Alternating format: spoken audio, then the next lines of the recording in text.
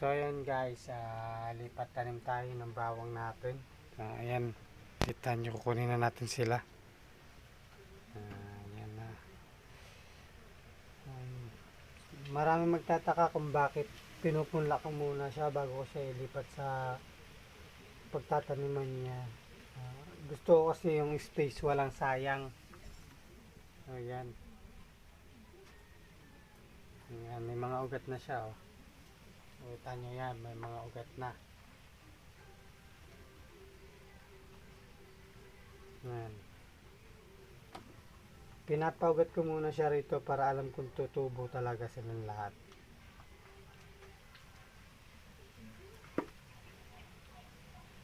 Ayan, oh. Yung iba naman, may mga suloy na yan, mga ganyan.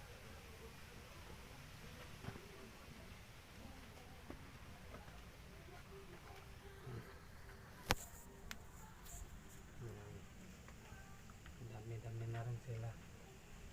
Sa isa nga pala na itong patray ko, 16 siya peraso para hindi siksikan pag nagugat.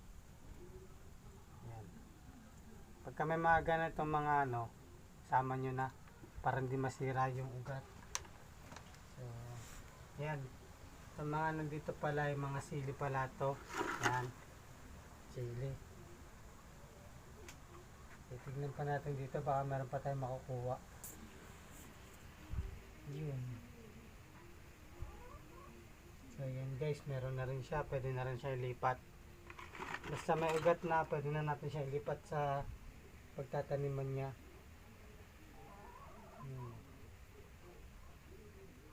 Pwede na yan.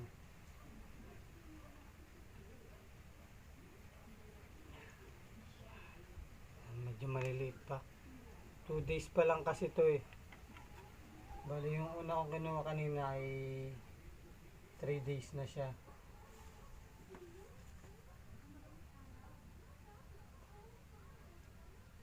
Yan, isa pa lang. Huwag muna natin siya dalhin doon.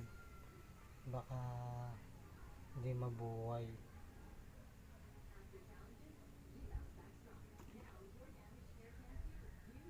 Ito, nabulok na. Gaya